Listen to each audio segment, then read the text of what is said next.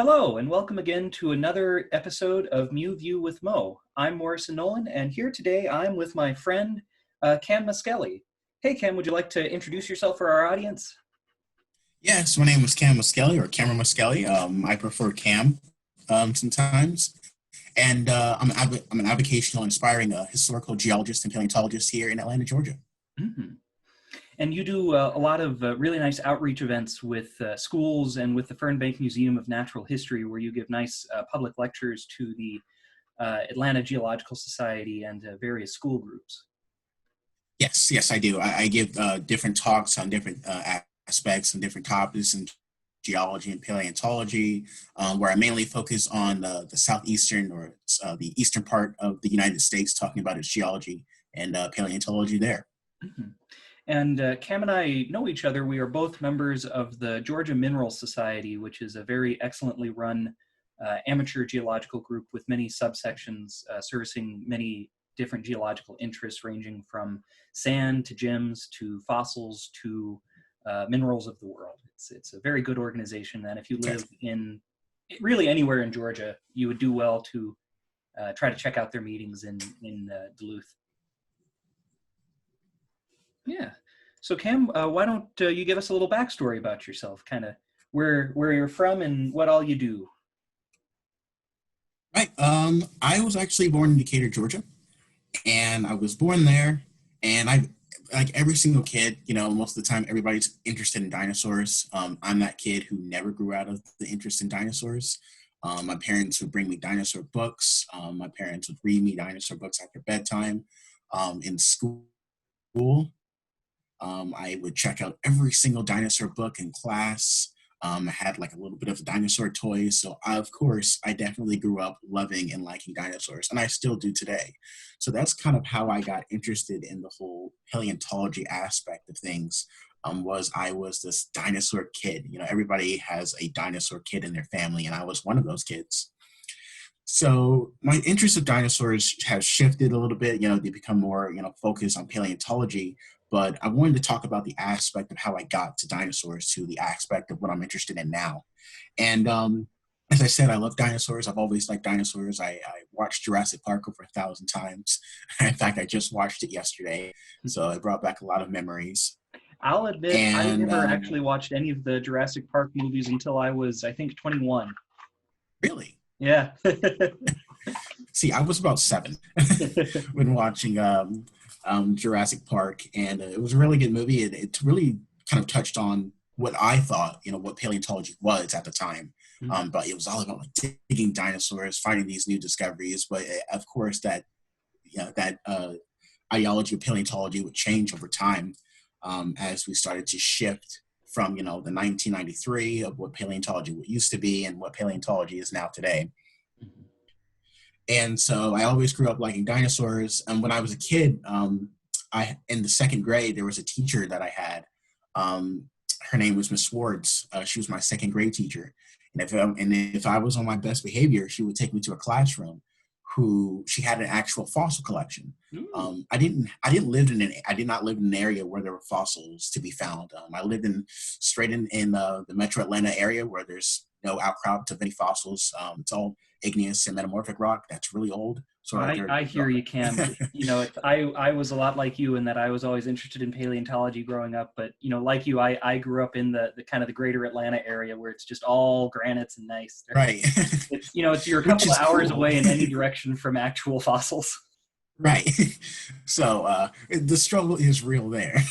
It's not to say that there's not interesting geology that you can find and stuff like that. Oh, no, no. Like, I know you like visiting the Brevard Fault Zone and seeing some. Yeah, and that's just right outside my apartment. Yeah. So, like I said, I didn't grow up in any area where there were fossils. So I spent a lot of time like reading a lot of books and trying to learn about different types of fossils, even though that there weren't any fossils in my area to really interact with and collect. So there was a teacher that I had. She was a fourth grade teacher at the time, and I would go down to her classroom once in a while, and she had her own personal fossil collection. And this was the first time that I was ever exposed to fossils. Like I said, I read about them in a book, but I've actually never seen the fossil specimens before.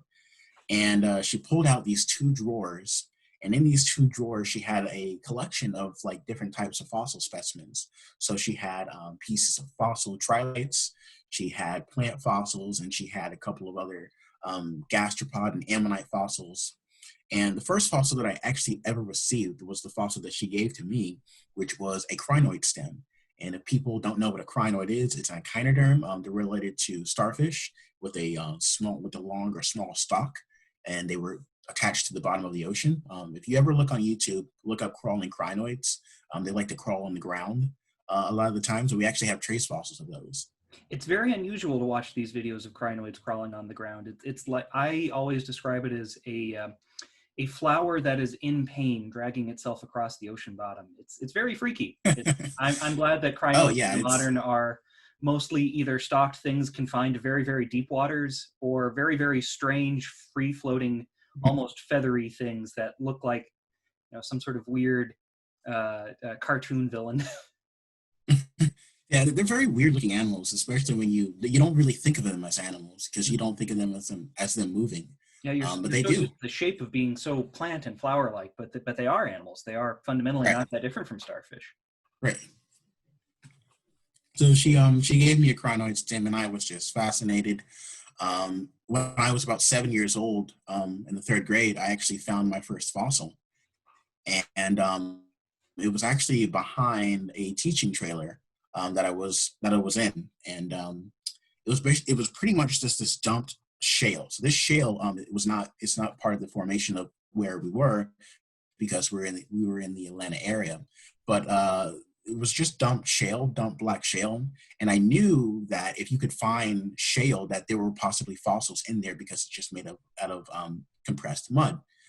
And I was just searching through the shale, and I found something. I found an imprint of something, and I used one of the books that my friend gave to me. I think it was the Golden Book Guide to Fossils, Oh, and the little kind of brown one with the old kind of right, watercolor illustrations. right. I ended up with a whole bunch of copies of that book, and I still have some floating around. Yeah, I still have. Unfortunately, I lost the original one, but I went back to a Rocky Mountain show here recently and purchased one so I could bring back those memories. Yeah, yeah. And I was trying to identify my first fossil with this book, and I actually did. And it turned out to be the impression of a trilobite. And so that's how I got my interest in trilobites. I love trilobites. If anybody wants to know anything about me, know that I love trilobites. They're my favorite fossil of all time, and that was one of the main reasons why I got into trilobite fossils because it was the first fossil that I ever found. And after I found that first fossil, it captivated me. I just started to learn more about paleontology and geology at the time. Around that same time, I actually started to collect rocks and minerals, and I taught myself everything I could about the chemical formulas of rocks, the chemical formulas of minerals, how to identify minerals based upon their crystal structure, and how to identify various fossils in the field without having those opportunities out there to go out and collect those various minerals and those various fossils out in the field. I pretty much relied on rock and mineral shows at the time to look at fossils, to look at really interesting mineral structures, and learn how to identify minerals and rocks and fossils that way. And I was a library kid. I would go out to the library and purchase lots and lots of books. I still have an extensive library, just geology textbooks and things like that I have purchased over the years at Goodwills and various places where they have good geology books. And at the time, while I was doing this and all of this and trying to teach myself how to identify fossils and learn more about paleontology, when I was 8 years old, I was actually diagnosed with a form of autism called Asperger syndrome. And that pretty much just means that I have a very difficult time with social interactions. I can't look people in the eye that very well. I'm very socially awkward.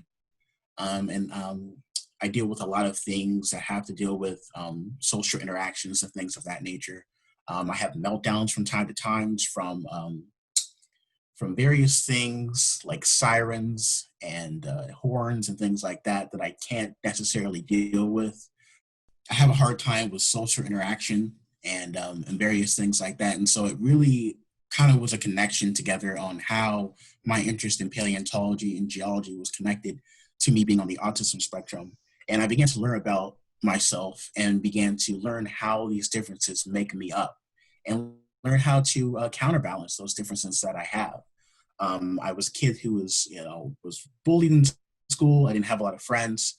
I was picked on a lot because of my interest in paleontology, especially because me being a person of color, which was not that, which was very rare when it came to having that interest in paleontology. And so I was picked on a lot of that for a lot of my life, but I kept going and I kept teaching myself a lot about geology. It wasn't until I actually created social media. There are pros and cons to social media, but for me, creating a social media helped me get those connections to various geologists, to various paleontologists out there in the field. I've been able to do a lot of things with that on having a social media account. Um, I've also moved from an area where I didn't have those opportunities where I could learn about paleontology and meet paleontologists. And so I moved to an area, and like you said, we know each other from the Georgia Mineral Society. I've actually got connected with that when I was a freshman in high school. And once I got connected with the Georgia Mineral Society, I felt things were very quiet at home because I had those opportunities. I gave talks in libraries for the Georgia Mineral Society. I also gave talks at the society itself and have been able to get out there in the field and collect fossils. And one of the first places that I actually got to collect fossils was the Conestoga Shale. We're both familiar with the Conestoga Shale, of course, Mm-hmm. and I've collected some trilobites there. In January recently, we actually went to a dig in Alabama where we collected like Bruxellas and trilobite pieces and things like that. So Yeah. having those opportunities with the Georgia Mineral Society and then various other organizations like the Atlanta Geological Society and more recently the Paleontology Association of Georgia has allowed me to uh, my get my feet in the water with paleontology and furthering my career as a young paleontologist. Late last year, you were recognized for a lot of your outreach efforts with an award from, I'm trying to remember the organization name, but would you like to talk about that real quick? Yes. So recently, this year, I got the award, the Catherine Palmer Award of Paleontology, that was presented by the Paleontological Research Institute in Ithaca, New York. And it was really, I had no idea. There were a few people that were recommending me for the award, but honestly, I didn't think I was going to be able to get it. I'm sure that other people were going to be able to get it, and I was just like, okay, maybe if I don't, if I don't, I wouldn't be disappointed if I didn't. But fortunately, I was able to receive that award. It's known as the Catherine Palmer Award of Paleontology, and it's typically given to people who've done 40 plus years in the field of paleontology as an avocational or as a non-professional. And I've been given this award. I'm the youngest person to receive the award. I'm also the first African American to receive the award, and I'm the first recipient with autism to receive the award as well. And part of your outreach, as I recall, is you have your own YouTube show called Cam's Fossil Jam. Yes, that's actually my that the traveling museum that I have. Um, I typically go to places like the Fernbank Science Center where I set up a few times. I believe 2 times or 2 Saturdays a month. Unfortunately, that hasn't been happening recently because of the whole COVID-19 thing. But hopefully, I get back in the process of doing it. And I go out to the Fernbank Science Center and even the Fernbank Museum where I give talks and lectures. I bring out my personal fossil collection and I give talks on geology and paleontology. And so many people may not have those opportunities where they can touch a real fossil. What does a dinosaur bone actually look like or actually feels like? Because a lot of the fossils are locked up in cases or in the back of the museums. I actually provide those opportunities where children and adults can interact with fossil specimens, or maybe they have never seen a trilobite fossil, or maybe they have never actually got the touch of real dinosaur fossils. So I provide those hands-on activities and hands-on opportunities for people and for children who may not have those opportunities are in their area. And just as a clarification for our listeners who aren't from the Atlanta area, Atlanta has two science museums, the Fernbank Science Center and the Fernbank Science Museum. They're both very nice kind of public outreach museums with some nice natural history displays and rotating exhibits. The Fernbank Science Center also has a very nice planetarium show that they have some nice educational events with.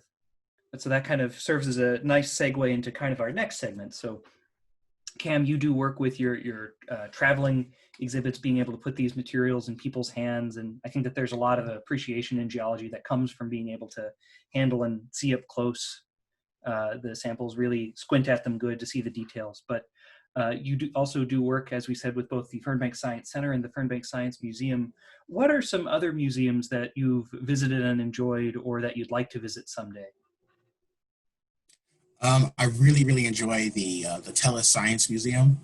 That's probably one of my favorite museums. The first museum that I actually was able to visit was the Fernbank Museum of Natural History. When I was, I believe, around 7 or 8 years old, seeing the giant dinosaurs, the Giganotosaurus and Argentinosaurus, and the Mesozoic Hall, and I was able to. I really like the Tellus Science Museum because it really has a great collection of fossils from Georgia. It has a wonderful mineral collection. And in fact, before the Tellus Museum was built, they had a small mineral museum around in that area called the Wyman Mineral Museum.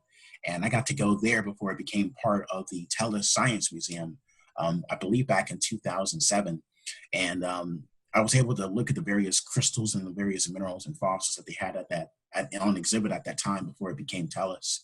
And I really like doing that. That museum is great. They have great hands-on activities. They have really great museum exhibits. I've been able to have some connections with the curator there and have donated some fossil specimens there and to store away. And that's one of the museums that locally that I really enjoy going to.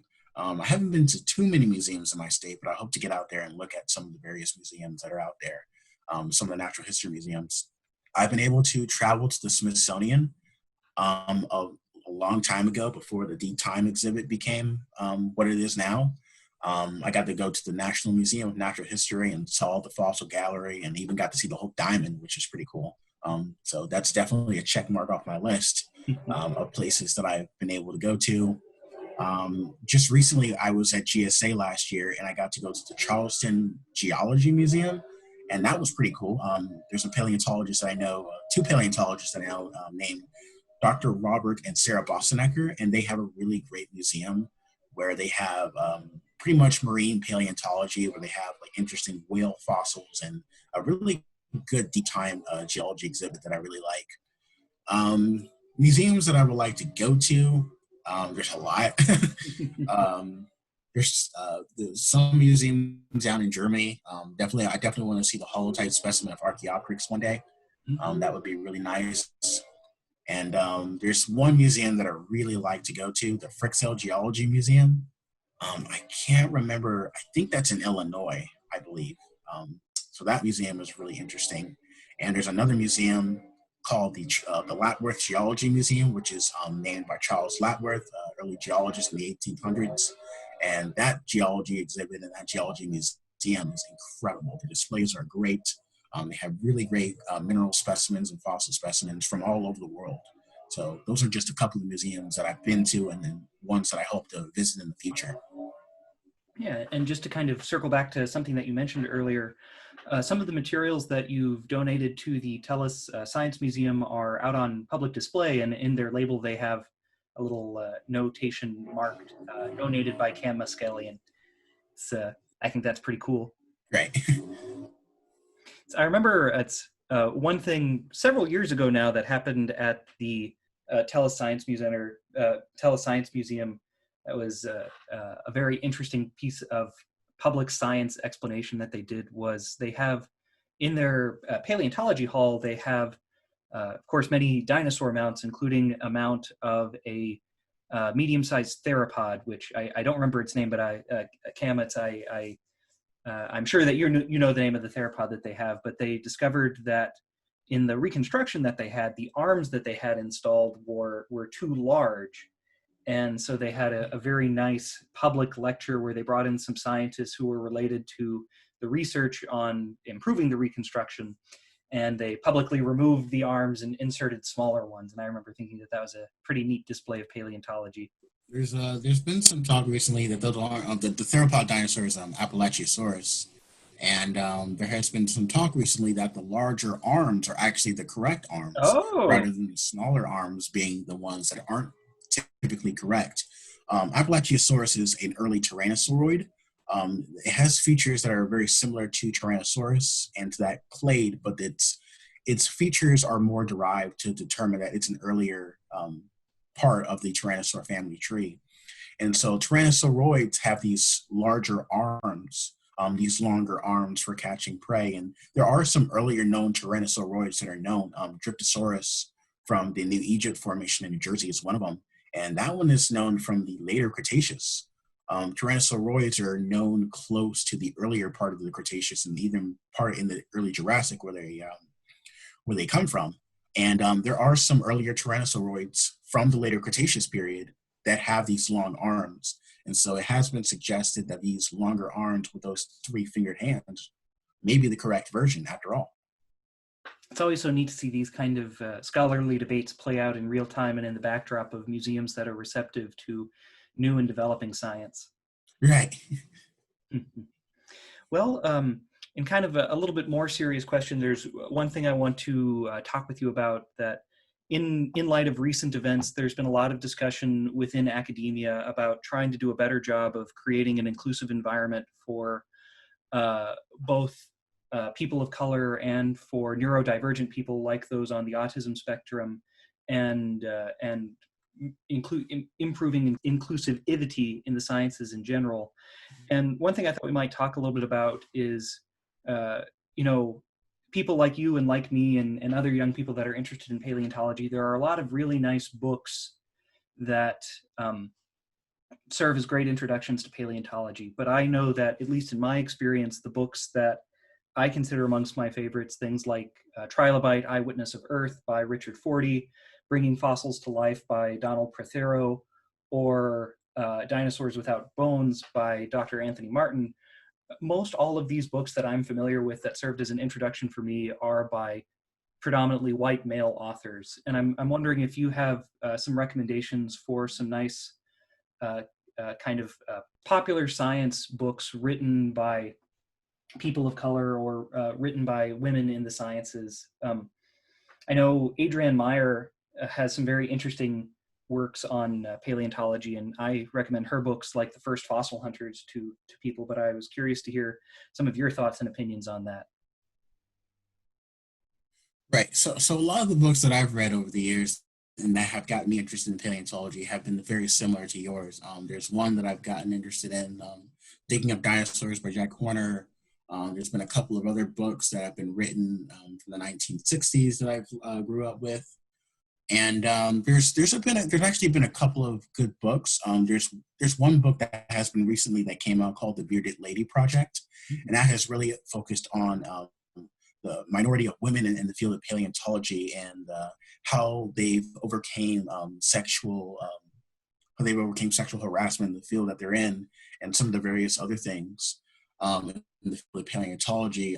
There's one book that I do know, but I can't exactly remember at the time. It's kind of like a cartoonish like book. Oh, here it is. I think it's called She Found Fossils. And that really is a great book. Not only does it mention various women in paleontology, but it also mentions women in color and their research and what they have to say about being a person of color and woman in the field of paleontology. So those are two books that I've looked over the years. I'm still looking for different books that have been written by people of color who are in the sciences, who are in the field of paleontology. I know I've been looking at books from like Neil deGrasse Tyson and a couple other people in the field of science in general, not just in paleontology. So those are just some of the two books that I think are really good in regards to touching on the ideas and the subjects on paleontology and people of color. Mhm. It's clear, looking at the demographics of research universities and of the people who are publishing, that academia as a group has a long way to go in terms of promoting inclusivity. But it's good to see that there are steps being made, and that there are more and more resources and histories available to acknowledge the role that people other than white men have made to the sciences and to paleontology.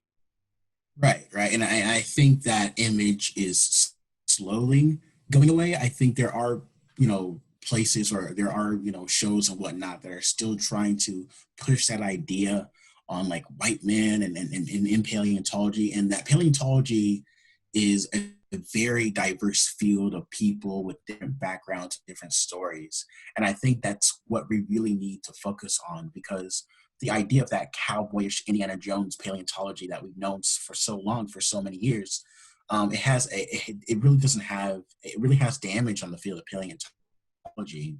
And I think people, when I get asked, what does a paleontologist look like, most people would say, oh, Alan Grant from Jurassic Park, or maybe Indiana Jones, which not it's not even a paleontologist, but those were what people have the ideas of what a paleontologist looks like. But paleontologists can be different people of color. They can have different background stories. They can come from different countries, and so I think that's what people should definitely think about when they hear the word a paleontologist or a scientist. Mm-hmm. And I think kind of emphasizing that, while you and I have both complained a little bit about how there's relatively few fossils in the area that we grew up, I think it's important to note that, there are interesting fossils everywhere in the world, everywhere from, from Antarctica all the way up north to Svalbard, that, every place on Earth has interesting material, and that there are people there who want to study these things, and who have historically not always been able to do so. But it's good that, I think, science and the scientific community is moving more both to work with the people who are in these areas where these fossils are found, and increasing everyone's abilities to study the fascinating stuff that we have from all over the world. Right. And just even our like you mentioned, just in our state alone, we've got a pretty decent looking fossil record. Yeah. We've got some really old fossils from the Shady Dolomite. That's about like 516 million years old. We've got some archaeocyathids. We've got some really interesting soft-bodied material that is comparison to the Burgess Shale, that famous Lagerstätte and the Rockies in Canada. We've got some pretty interesting mammalian fossils from the Ice Age, and some really interesting Eocene fossils. We have four-legged whale that we have here in Georgia, and so just the state alone, we have a really interesting fossil record. Mm-hmm. It's at UGA for many, many years, including while I was there. There was a giant ground sloth mount that was up on public display in the science library, and that was a specimen that was found in Georgia.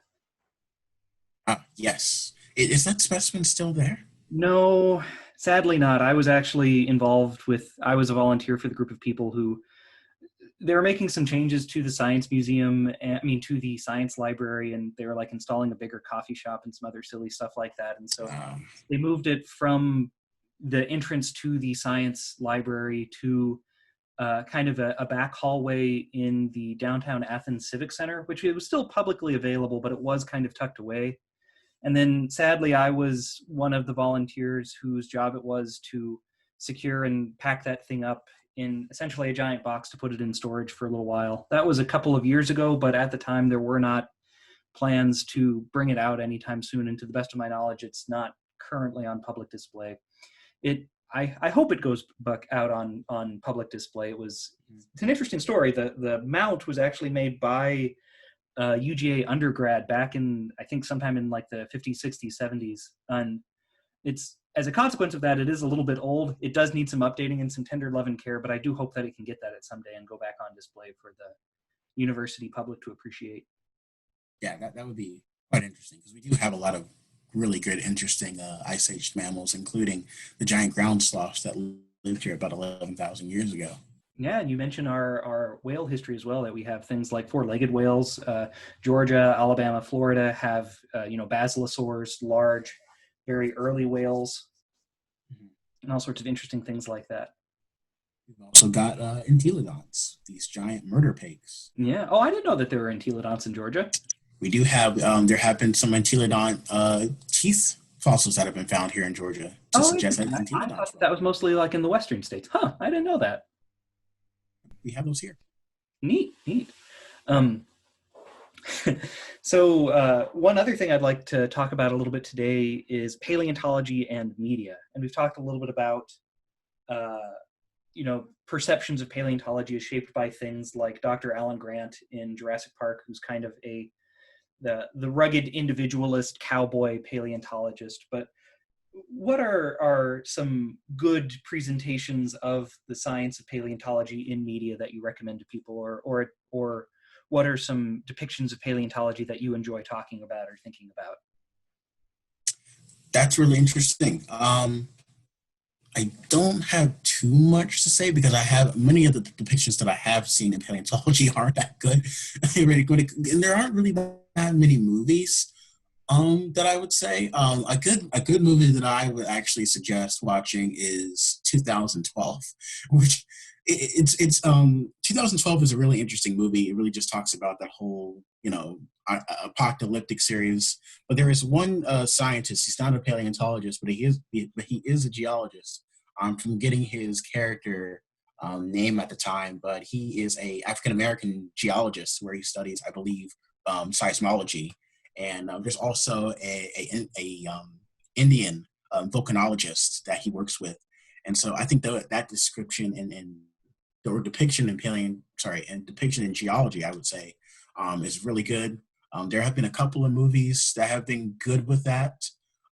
There have been some African American paleontologists that I have seen in depictions of like um, Nova series and National Geographic. You have Nazar Ibrahim, who's a paleontologist. We've seen, at least I've seen his documentary on Bigger Than T Rex.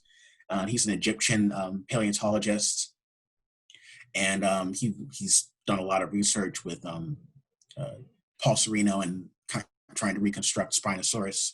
And there was a recent paper that came out on that about maybe a month ago.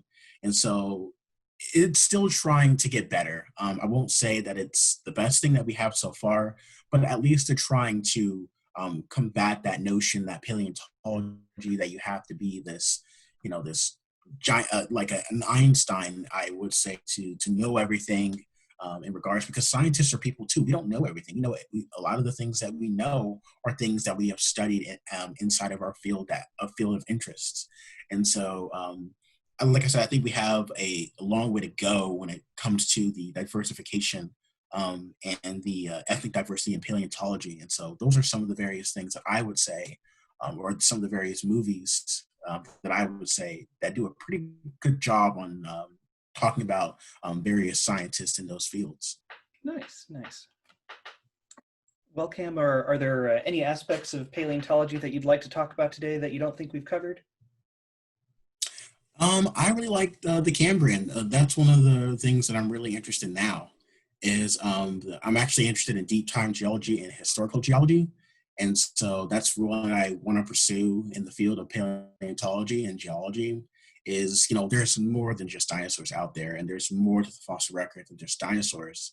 And I think people may have that bias that dinosaurs are cool, yes, they're fun, but we have 4.5 billion years of history on our planet, and we have things going back further than that. We have chemical fossils that go back 3 billion years.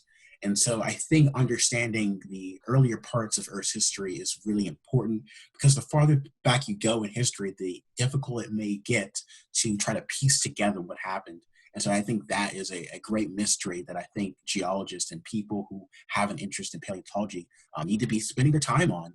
I really like looking at Cambrian fossils and trying to figure out the various organisms that existed at that time. Like I said, you study the Ediacaran and Cambrian fauna, and I also am interested in studying that, um, about the various fossils and various preservation bias that is found in the Cambrian. We've got some really great preserved fossils. We've got Lycurstata from from various places, from in China. We have places in Morocco that have anomalocarid fossils that go back from the that go further from the Ordovician period, from the Fezulata Formation in Morocco, and it has these giant anomalocariid pieces that are actually filter-feeding anomalocarids than the anomalocarids that you actually see in the Cambrian that are predatory.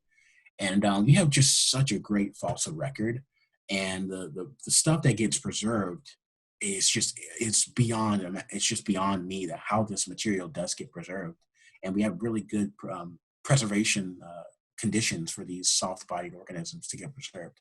So I think the Cambrian is something that I really like to focus on. The Cambrian is certainly a very wild and alien world. One Right. joking thing that I think is, I never quite get why in popular articles about anomalocarids, they always compare them to lobsters. I mean, they're not really similar to lobsters in any way. They're not really shaped the same way. They don't really have the same ecology. Their shells are very different in composition. Right.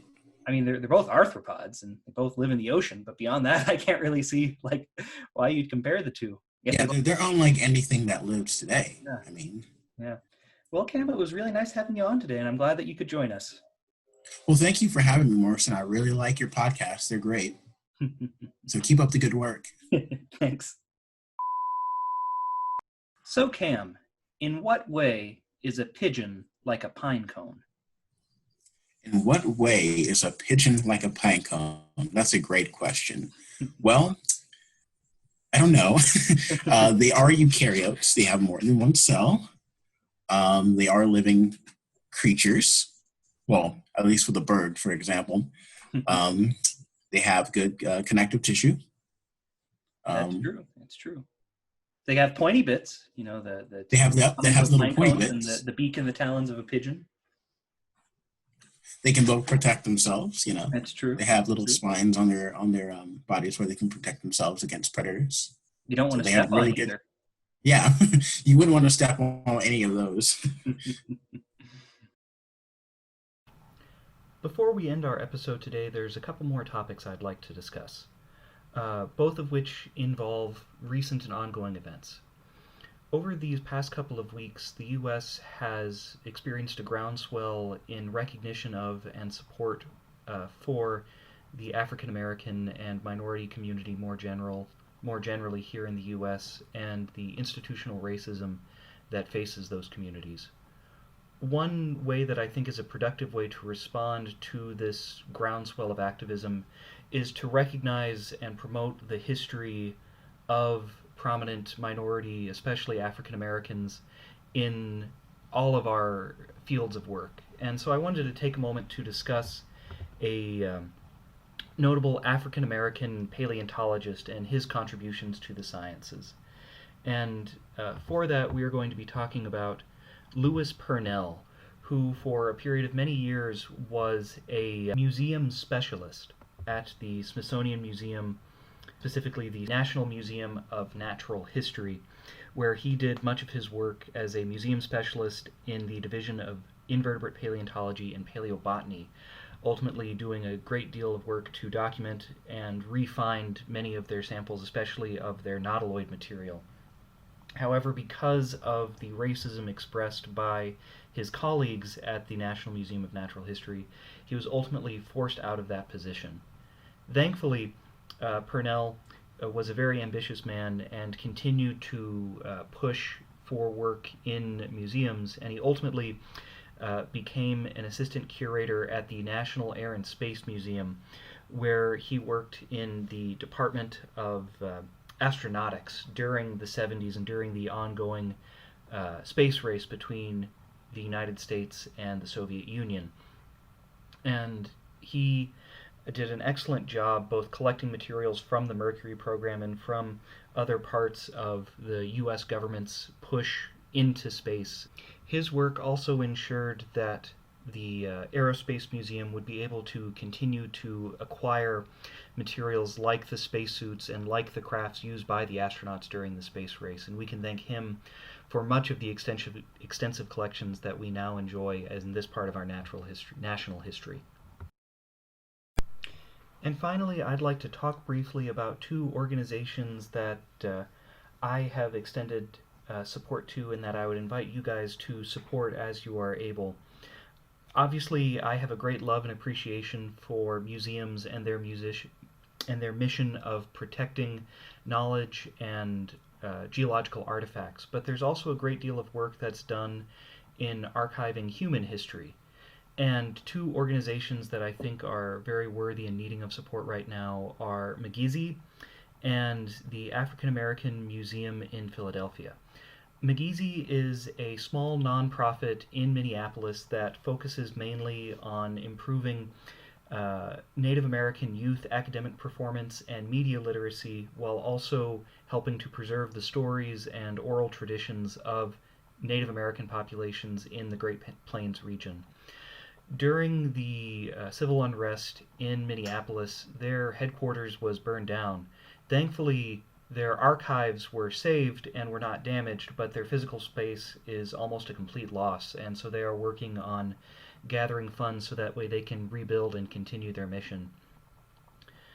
Likewise, the African American Museum in Philadelphia is a museum dedicated to the history of both the African American experience in the United States and specifically in Philadelphia. And as you might expect from a museum right now during the ongoing COVID-19 pandemic, they're receiving much less visitation, which has translated into much lower revenues. And so to continue to help in their mission to preserve and disseminate the history of the African American diaspora, the history of African Americans in Philadelphia, and the current challenges facing the African American community, they are looking for more donations in order to help supplement their income lost due to lower visitation. And so I have donated to both of these organizations, and I eagerly invite you guys in my audience to donate as well. Thank you. Have a very nice day, and Black Lives Matter.